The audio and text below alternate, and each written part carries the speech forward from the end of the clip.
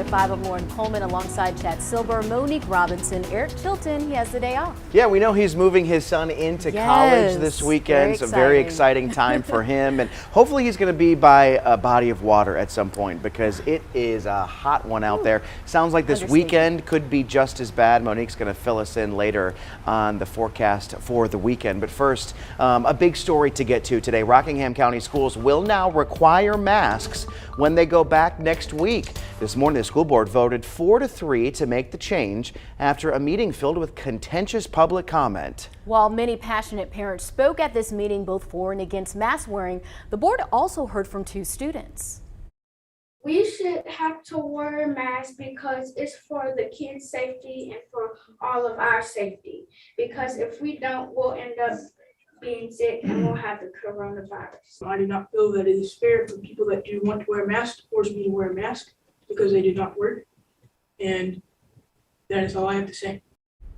Again, masks will be required for all Rockingham County students and staff as they head back to school on Monday, August 23rd. The school board said the decision to require masks comes as COVID-19 data changes. They plan to revisit the decision at a later time. Rockingham is the second district this week to reverse course. Davie County voted to require masks for all of its students and staff. I don't want to wear a mask. I don't like to wear a mask. I don't want our children to wear a mask. And our goal is to keep kids in that classroom. And we had to make this decision. Davie early college students returned this week. The rest will go back next Tuesday. COVID-19 issues and students going into quarantine isn't going away anytime soon. Right now, more than 100 students across 11 Davidson County schools are at home because of exposure. The county health department says it's worked with all 3 local districts on plans in case of positive tests, but it's up to the school district to implement those plans. For many Triad students, the first day of school is Monday, August 23rd. Large districts like Guilford County Schools, Winston-Salem Forsyth County Schools, and Alamance Burlington Schools head back Monday. All will require students and staff to wear masks.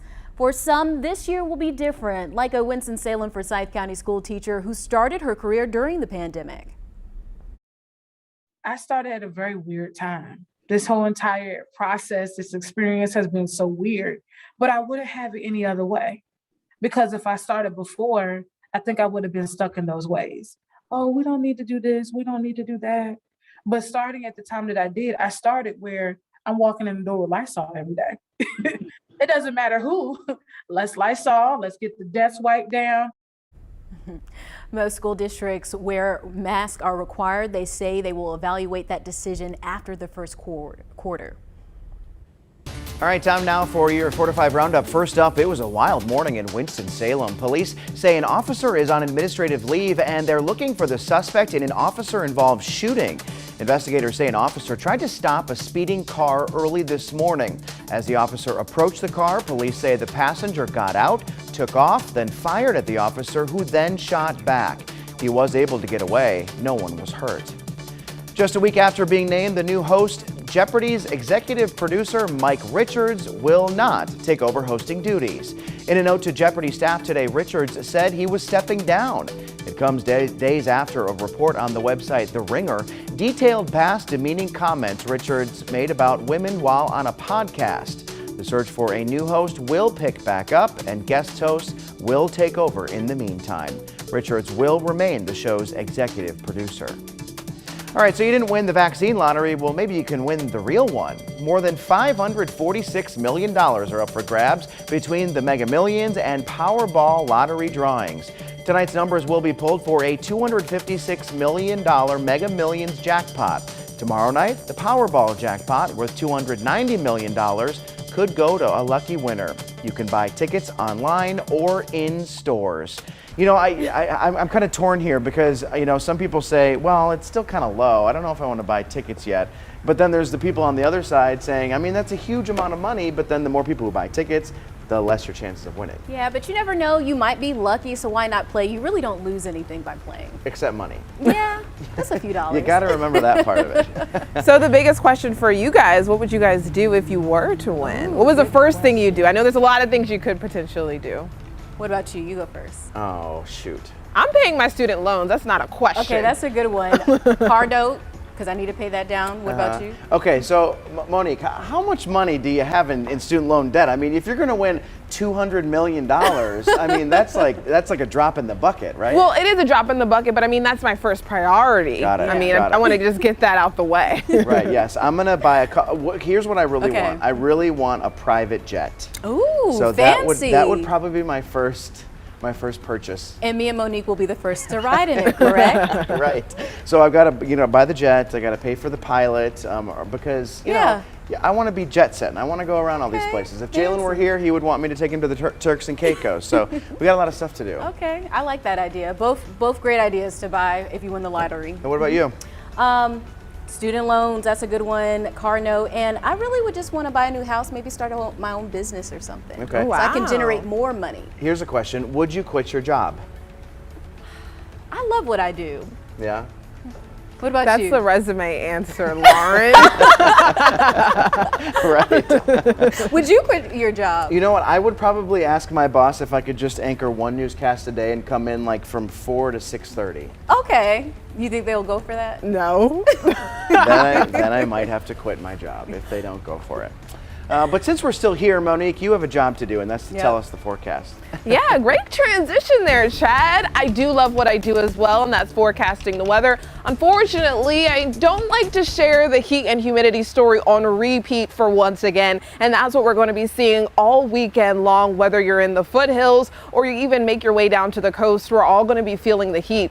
Now, more recently on our radar, we're starting to see these storms pick up in portions of North Carolina, definitely well to our east, one of which now popping up a severe thunderstorm warning. And then even when we look towards our western counties, kind of seeing that same repeat pattern for the afternoon where you start to see those pop-up storms develop. Most of the triad elsewhere dry as of this 4 p.m. start of the hour. By the end of the hour, we could potentially be seeing some greater pop-up storms a little bit closer to home. This futurecast kind of showing you what we can expect over the next couple of hours. You can see this evening kind of showing you a greater chance of heavy rainfall at the least for some locations across the triad, and then drying out to start out your early Saturday morning. I'm expecting Saturday to be much drier as compared to today and even yesterday, but can't rule out the possibility of an afternoon shower or storm. Now, I did make hints of potentially going down to area beaches this weekend. I have a big concern that I definitely want to talk about, all related to the tropics. And if you have family in the Northeast, even another concern to start out next week, again, due to those tropics. I'll have all details on that coming up in just a bit. Kids Path is a service that provides counseling for children and teens coping with illness and loss. And due to the coronavirus pandemic, children are receiving counseling virtually. I spoke with a counselor about how they're navigating this new space. Whether it's creating art with watercolors or playing with life-size bubbles, Kids Path by AuthoriCare Collective strives to help children coping with loss. Well, children go through a lot of different changes when something big in their life changes, like someone they love dies, has a serious illness, or maybe they themselves have an illness. Counseling sessions have been virtual for the past year and a half due to COVID-19. As cases continue to rise and the Delta variant spreads, counselor Lindsay Nowaki says sessions will remain virtual in the fall. Teens are thriving in the virtual space.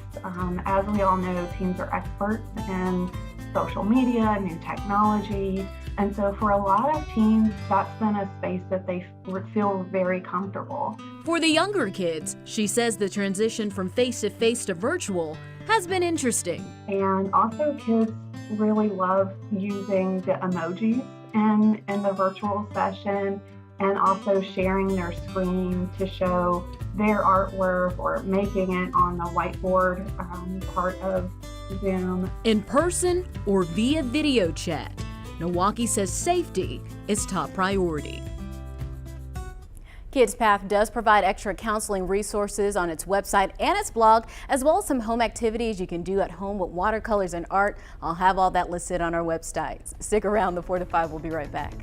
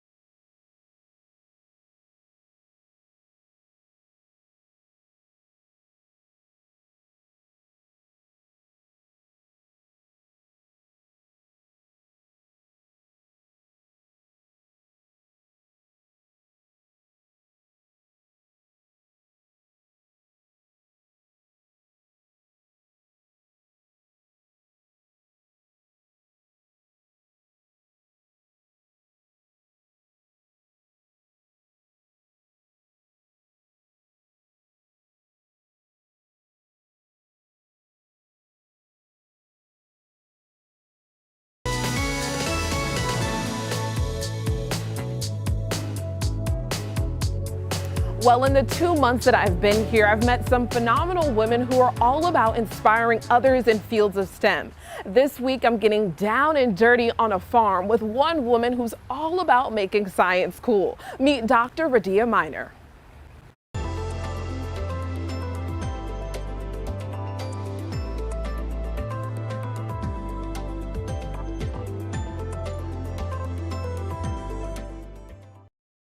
We're not doing NASA rocket science, right? It's hard, but it's not that hard. You can do it, right? Is it not that hard?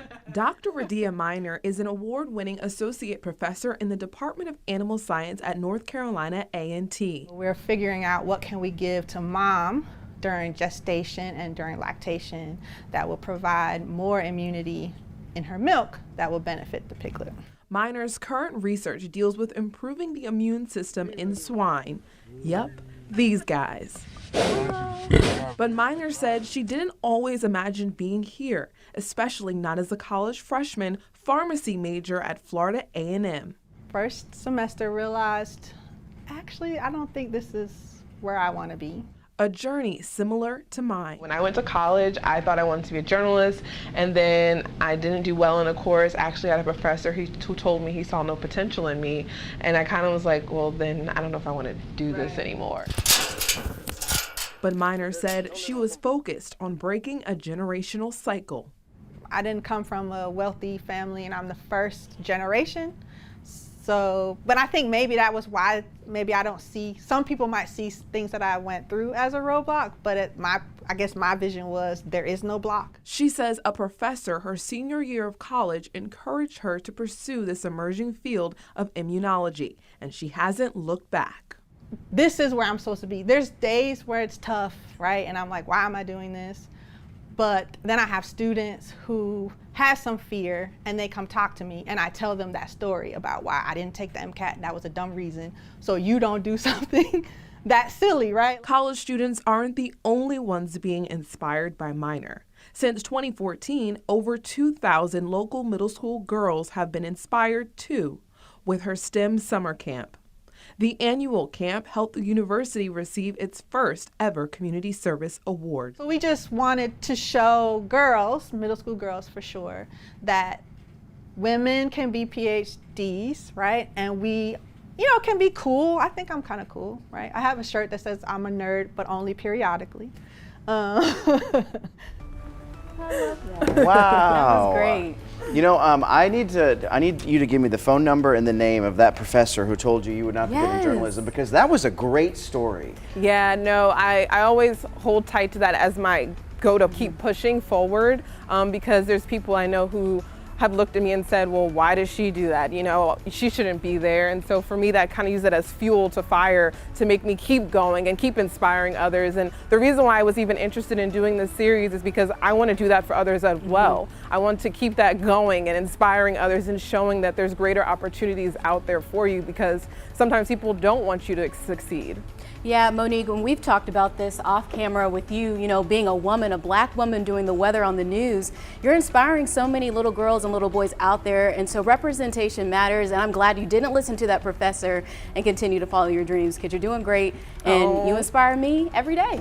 I'm going to cry, Lauren. Don't make me do that. But no, I've never ever did this for me. I've always ever done this. I'm really choking, guys. I do this for the people who are watching, the young children. I hear stories of people saying, hey, my daughter is glued to the screen because you're on it. I do it for them because there's no point in me having all this knowledge if I can't share it with others. That's great. And so you're saying that this is a segment, so we should expect more of these types of Yeah, stories. next week I'm meeting a physicist, and then I'm meeting a pilot. I have all these different women across the triad that I've been introduced to and keep meeting along the way. So I want to show you guys all of them. And how cool is cartoon Monique Yes, at the beginning hair, of that story? Everything. I love it. Mo on the go. I know, it's so awesome. I'm really appreciative for this station to give me this platform to do it and share these stories.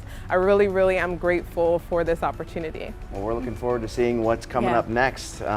Thanks, Monique. We appreciate that. We're going to go to break. We'll be right back. Great story, Monique.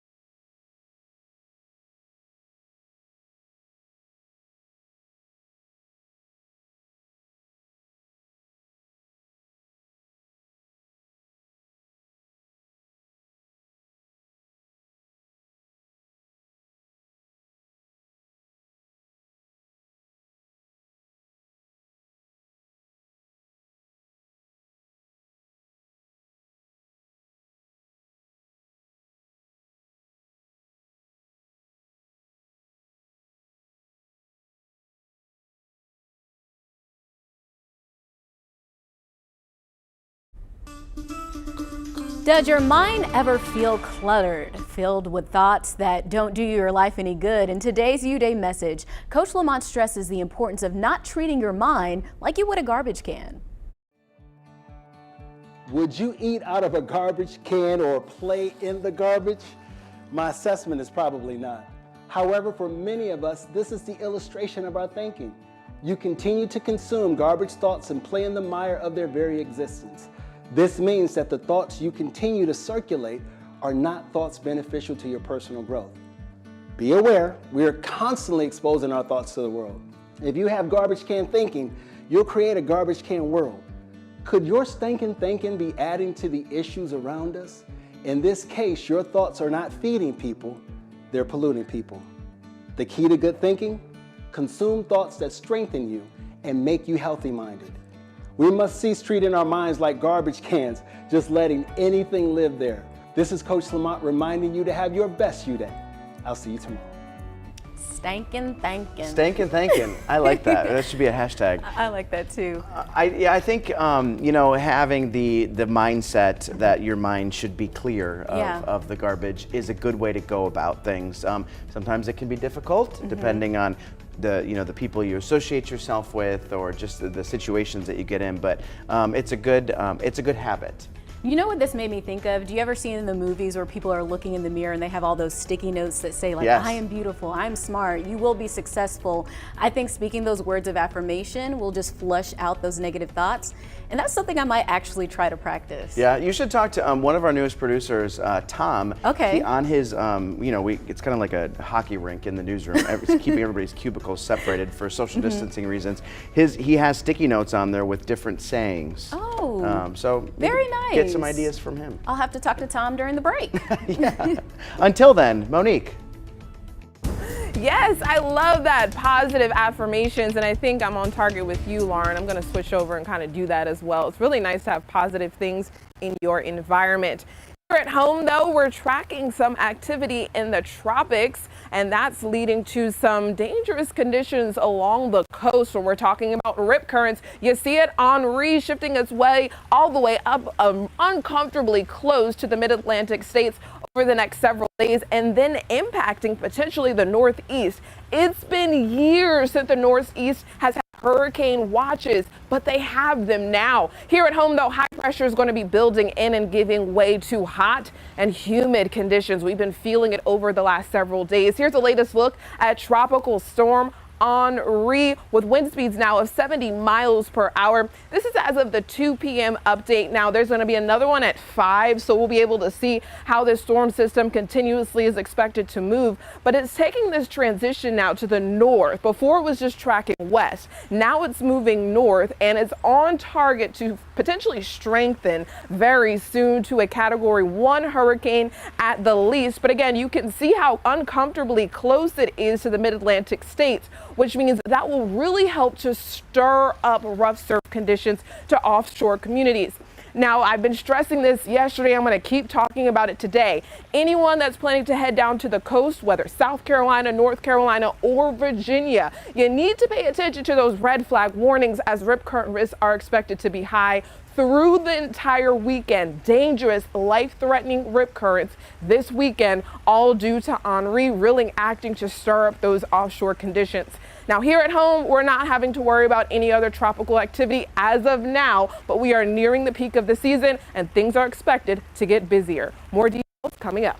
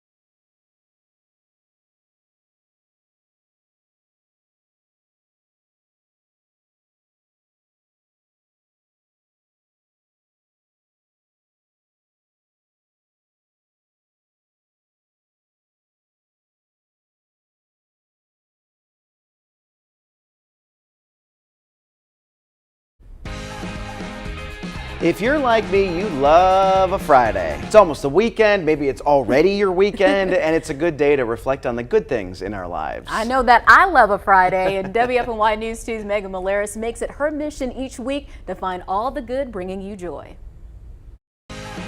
Let's start your weekend with a glass half full attitude on life. Time to sit back, relax, and just reflect on life's many blessings. It can be very therapeutic, especially during these challenging times. I asked you on my Facebook page, Megan Malaris News, to tell me something good, big or small, that happened in your life recently. Mark is celebrating 31 years clean and sober. Kathy said it's bittersweet, but moving her grandson into college, ECU, here he comes.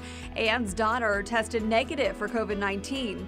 Shannon's love asked her to marry him. Their big day is December 22nd. Angela and her husband were finally able to have their originally planned wedding and reception for their one-year anniversary, August 14th. It was also her husband's birthday, and their grandson arrived the next day. Edna feels her faith getting stronger since losing her mom in April. Lydia's daughter starts her senior year at North Carolina A&T. Linda sold her house, and her niece had a beautiful wedding after postponing due to COVID. Norma's son wasn't feeling himself. Turned out to be just dehydration, and they're thankful nothing else was wrong.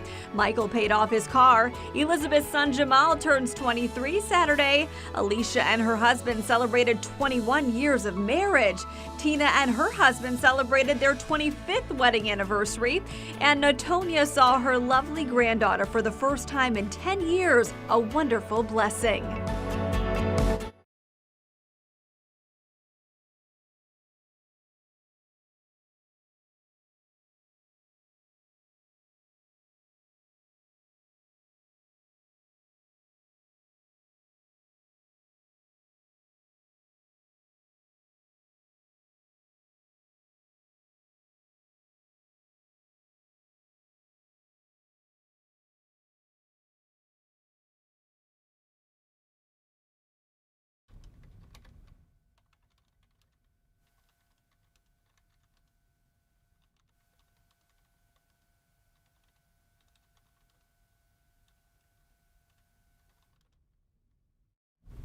Hey, ice cold milk and an Oreo cookie, they forever go together like a classic combination.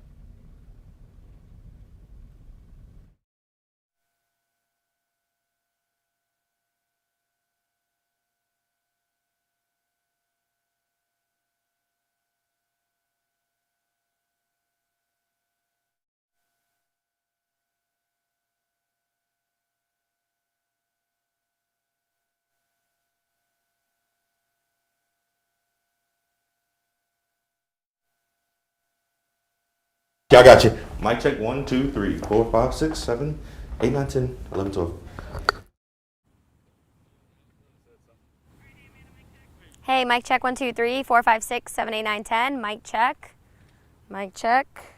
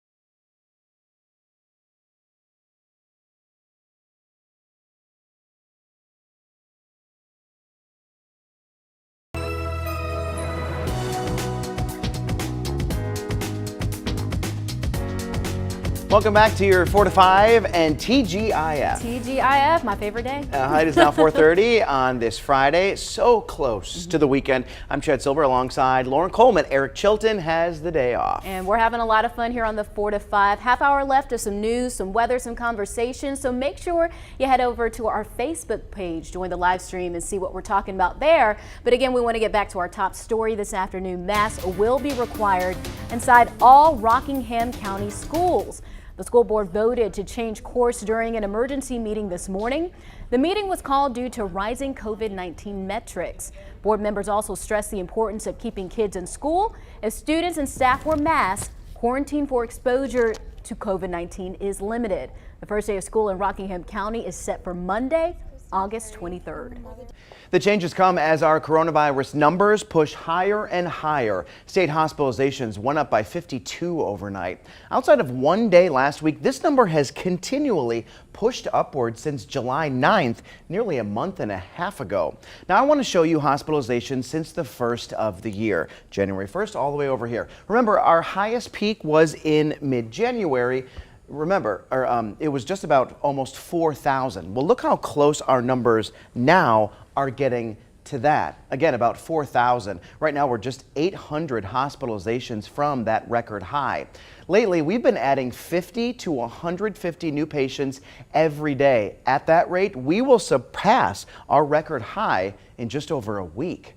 Nationwide, the pace of hospital admissions is at an all-time high for people under 50, but new antibody treatments are becoming more available in the fight against the virus.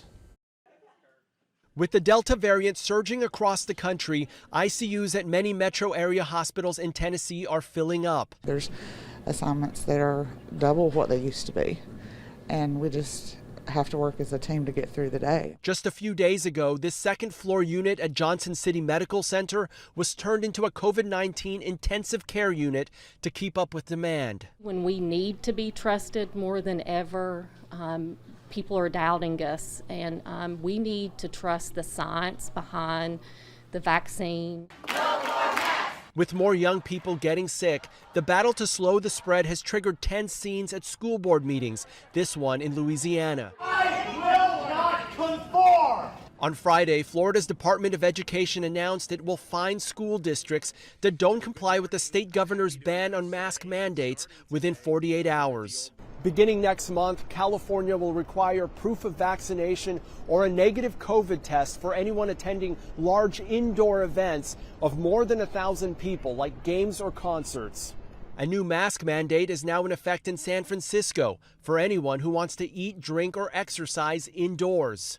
We can move together against this common foe, the virus, not one another, to end this pandemic. Some hospitals and clinics nationwide are turning to monoclonal antibodies to treat COVID patients, like 42-year-old Scotty Johnson. I just really started feeling good about 3 or 4 days ago, probably.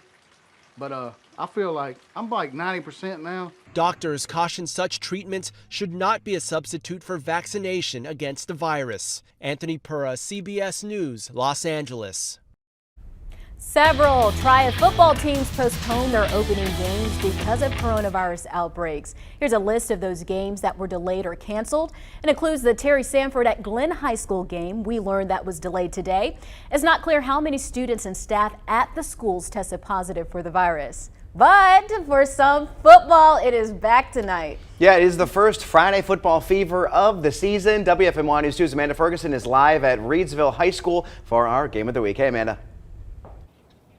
Welcome to a new high school football season. It all starts tonight for some Triad teams. It is week 1 of the season. We are here at Reidsville High School. The Rams are getting ready to take on Western Alamance for our game of the week in just a few hours. Now, the defending state champs, the Rams, are coming off their 3rd straight title. No more Kyle Penix under center. The Rams will be playing with a new quarterback for the first time in 3 years. Head coach Jimmy Teague says no matter what his team looks like each year, the first game of the season is always special.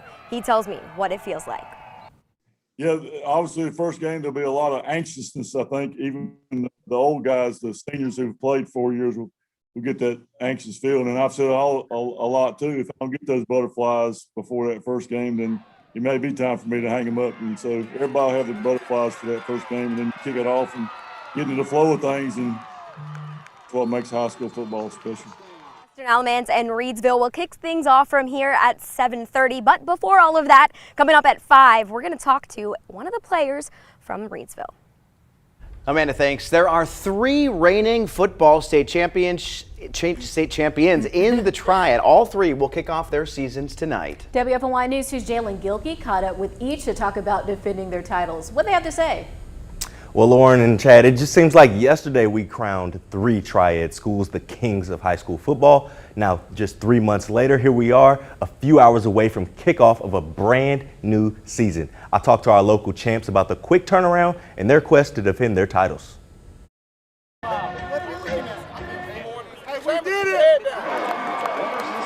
High school football is back, and the triad is home to 3 reigning champions. Reedsville won their 3rd 2A state championship in a row and 22nd overall. Mount Tabor won their first football state championship in program history in Class 3AA, and the Whirlies from Grimsley won the Class 4A state title, the school's first since 1960. And the boys are back and ready to bring more titles back to the triad. I just want to give it all I got and make sure that we continue to build the legacy that's been built by the seniors the last couple years, and just keep it going and take it back to the States. It was a great experience. You know, there was a lot of people I looked up to on that team, and they passed me down a lot of knowledge, and I just wanted to win it for them. You know, I love those guys, so yeah, it was great. It was definitely special. I came over just willing and ready to go to help my team do whatever I needed to do and send those seniors out the right way. They deserve it, and I'm glad I could help. Although these teams were crowned champs of the gridiron in their respective classes just 3 months ago, it's time to put all that to the side and focus on the task at hand. But is the added pressure too much to handle? It's no added pressure to me or to our team. We used to this stage. We used to playing big games, and like we say, big time plays make big time plays. So that's what we looking forward to see tonight. My expectations are the same thing. We got to get back there. Got to put in the work to win that state championship again. Football back on Friday, finally get some sense of normalcy, school starting back up, kind of seeing some people in the community coming back out, supporting us, it means the world.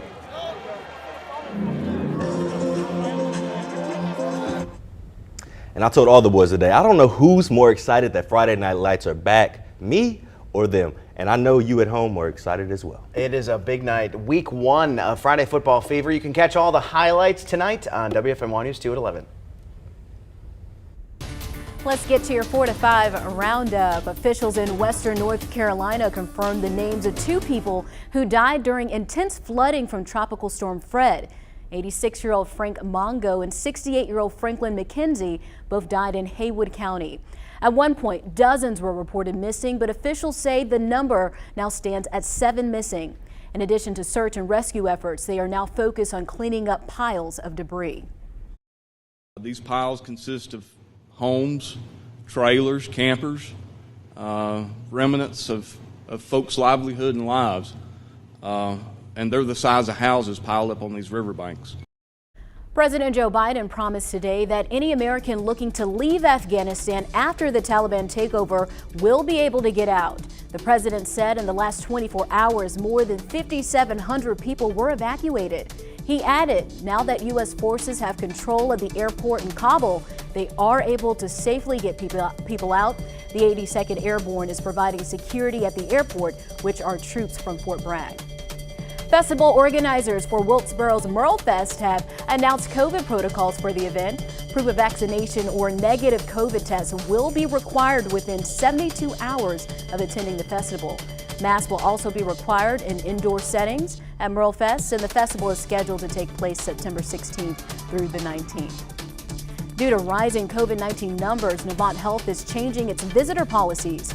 No visitors will be allowed inside the emergency room or waiting room. COVID-19 patients are no longer allowed any visitors except when dealing with an end-of-life care.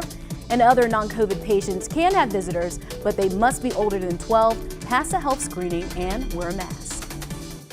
All right, guys, I've been having my fingers crossed for the last 2 minutes that this cloud that's blocking the sun sticks around through my entire hit, and I hope it does. It's still covering that sunshine. That's what we've been seeing over the last couple of hours. These thick, puffy cumulus clouds kind of inch their way across the sky and kind of block the sun momentarily, cooling us down just slightly, but then they move away and giving way to more sunshine, which really allows to bake the atmosphere and allow these temperatures to climb to those uncomfortable numbers, upper 80s, mid 80s, depending on where you're located. If you've seen a shower or storm, which is happening right now in some counties east of us, they're a little bit cooler than here at home, but regardless of the fact, we're all talking about these uncomfortable dew points. I mean, if you're saying it's sticky outside, hey, I've been sweating all day long, you're probably talking about the dew points, all due to that moisture that's in the air. When you have the dew points in the 70s, really giving for very tropical feels. So if you've been down to anywhere in the tropics, kind of feeling just like that, Jamaica,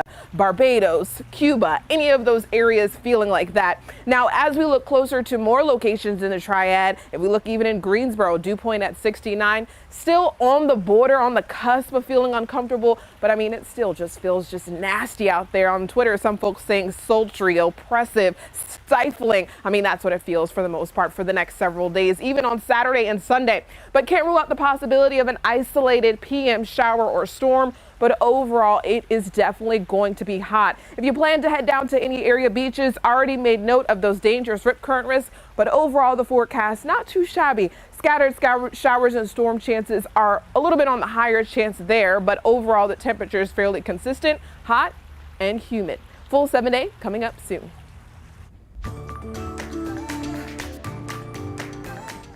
It is about to say goodbye to summer. It's about that time. The official goodbye, though, of course, not until September 22nd, but with school starting, it kind of feels like this is the end of summer, doesn't it? It does. All right, so tell me, when it comes to summer, what comes to mind when it comes to like the smells of summer? Fresh cut grass. Okay. Sunscreen. Sunscreen, yeah, okay. Chlorine. Barbecue. Chlorine, Barbecue, yeah. Okay, so Ocean this is water. where I'm going, because I think of the charcoal grill smell go. when I'm walking around the neighborhood. You can't really see your neighbors, but you know they're grilling, don't Yes, you? you do. And then I'm wondering where my invite went. That's right, and you're like, I'm hungry. Why am I not there? Invited, Right. yeah. So here's the question: of all the things that we mentioned, would you want them in a candle? Would you want charcoal? Would you want fresh cut grass? Would you want chlorine, sunscreen? Nope. I think I wouldn't be barbecue opposed smell, to that charcoal. could be interesting. I don't think I'd be opposed to a charcoal candle. Well, I'm glad that neither one of you are opposed, because here we go. Move over, Beach Breeze and Pineapple and Tahitian Treat. Budweiser is hoping to help you hold on to the feeling of summer all year long. The beer maker teamed up with candle company Homesick to create a candle that offers the sense of backyard grilling and an ice cold brew. It has notes of allspice, barley, and smoke. You can buy one at homesick.com for $34. Of course, this is just the latest in candles, right? A few months ago, we were talking about the Ikea meat candles, the legendary meatballs with their yummy gravy and their clingenberries or whatever it's called, right? All in a candle. Speaking of the meats, remember McDonald's? They celebrated the 50th anniversary of the Quarter Pounder with scented candles last year. The bun, the ketchup, the pickles, the cheese, the onions, and 100% fresh beef, all in candles. That's right. And I think we're going to have a shot of all of the candles once the, there it goes, the Quarter Pounder goes. So you're supposed to burn all of these together, by the way, for maximum deliciousness. Okay, last but not least, coffee scented candles. This is where I live, people. The original blend candle smells like a classic coffee and cream drink from Dunkin' Donuts, while the old fashioned brings the nostalgia of fresh donuts. Both retail for $34. All right, so from all of these, your favorites maybe, or maybe one that's not mentioned? I don't know if I'm gonna spend $34 on a candle, that's but a little too steep. I would have to do the coffee because I don't know if I want my house to smell like a Big Mac. Right. Or a quarter pounder of cheese, or meatballs, or any of those things. None of those things, guys. So for me, I wouldn't want anything that smells like food I would eat, because I think my stomach would just be confused and then I would start growling. All right. Now, Jalen, I know you are a candle aficionado. I do. I love me some candles. I think I'm going to just stick to my Tahitian breeze. I'm going to stick to my lavender. I'm going to stick to the scents that I know, even though Budweiser and I were clearly on the same page with the backyard with barbecue the charcoal, candle. yeah. Okay. Funny though, because we're both from St. Louis, so I think that's the thing there. There's the connection. There it is. All right, and as the Fresh Prince of Bel-Air said, smell you later. We'll see you after the break. that. Okay, T.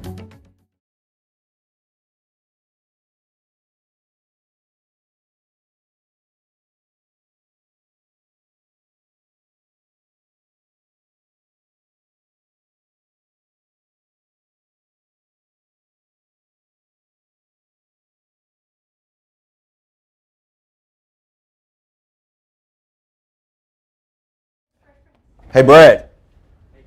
Hey, Brad. You big Budweiser guy up here from St. Louis, huh? Yeah. You know that drinking beer makes you smarter? No, it doesn't. It makes you an idiot. It made Budweiser. Courtney! Courtney, no!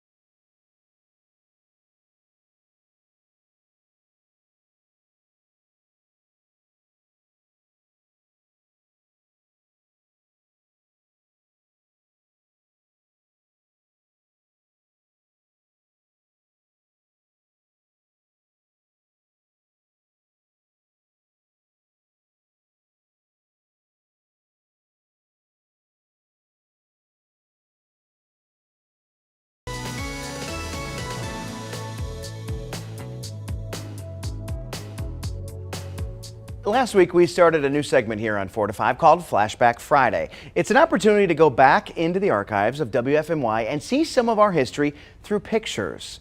Well, check out today's picture. It shows circus elephants posing outside our old WFMY News 2 studios in downtown Greensboro. The picture was taken likely in the 1960s by Buddy Moore, who was our chief photographer at the time. A special thanks to his son MD Moore for the picture. I posted the picture on my Facebook page during WFMY's birthday this week and got quite the response. Brenda said, "I remember this. The circus would come to town on the train and the animals would walk down the street, and of course Channel 2 and Lee Kynard following with a story and videos." I love seeing these old pictures with old News 2 logos. I mean, you couldn't do that these days. I was just about to ask you, you've been here for some years. Has this ever happened? I know they say like working in news every day is an adventure, but I've never seen that before. I mean, what a time to be alive when the animals come in on the train and then they parade them through downtown as kind of like a teaser, like, hey, these are the animals you're going to see for this. And look at that great pose. That's incredible. That is just right outside the TV station. And don't miss the old car in the corner over there. Oh yeah. Looks like what is that, a punch buggy? I have no idea what that is. But yeah, so we're going to continue this trend every Friday, Flashback Friday. We've got a treasure trove of old photos to show you. So I'm looking forward to, I can't wait to doing see some of that. We'll be right back. That is really cool.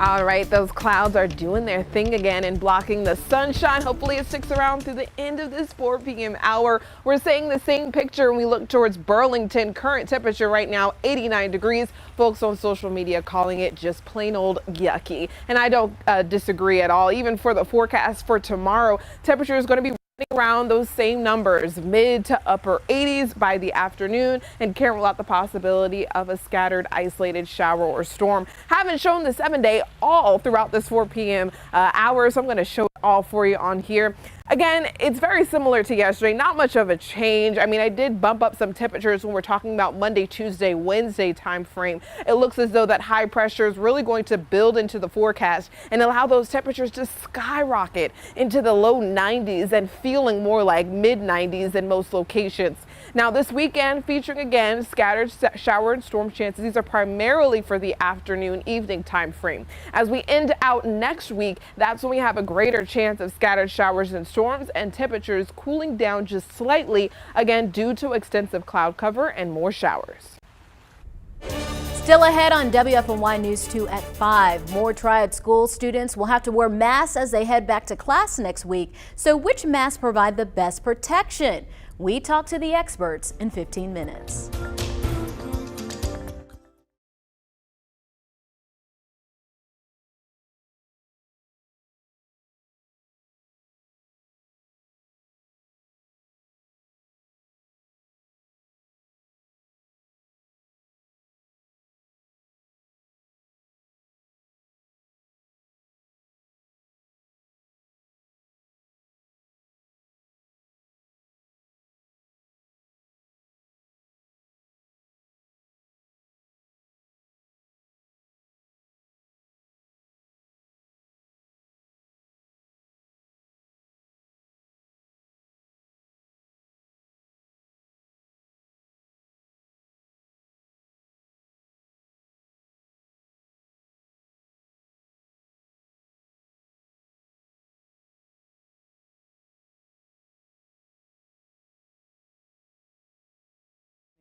Actually, that was just like one I heard on the radio, and it was originally like. Oh, 1, 2, 3, 4, 5, 6, 7, 8. Oh, she heard it on the radio. But mic check 1, 2, 3. Mic check 1, 2, 3. Let me. I can't do it until after I do this in the 5. But Oklahoma, are you sure? I am late. I am so late. Hi, Callie. I haven't even looked at your leave.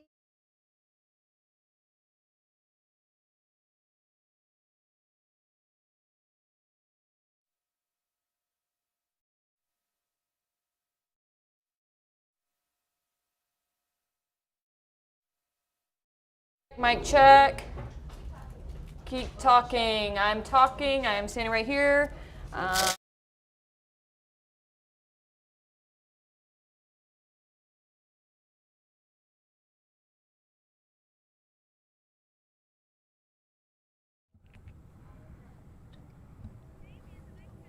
Hi, mic check 1, 2, 3, 4, 5, 6, 7, 8, 9, 10. Mic check. Mic check.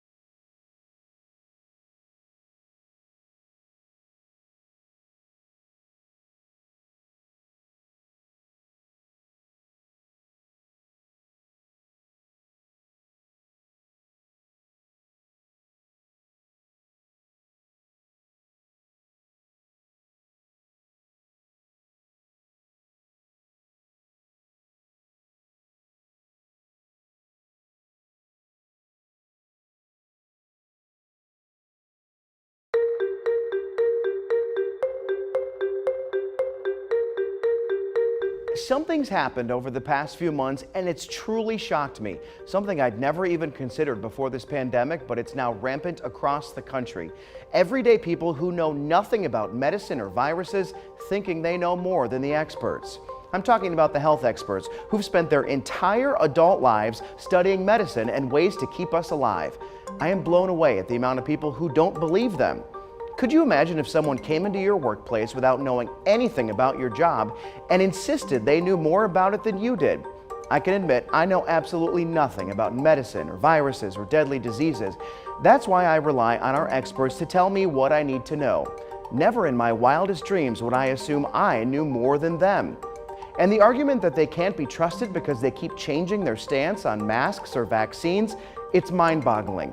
When you're dealing with an opponent you've never faced, it's easy to understand you might have to change tactics mid-battle. So my question to you, when did we stop believing the experts? Maybe the bigger question, why did we stop believing them? Is it because we don't like what they have to say?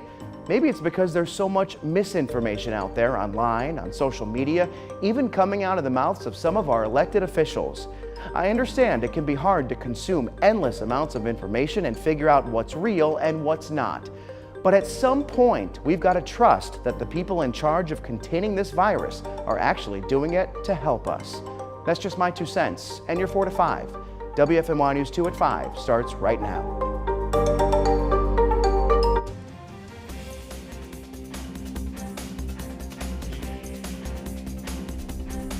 Right now on WFMY News 2 at 5 o'clock, Rockingham County Schools will require masks for the new school year after all. The district reversed its decision to make masks optional at a meeting earlier today. WFMY News 2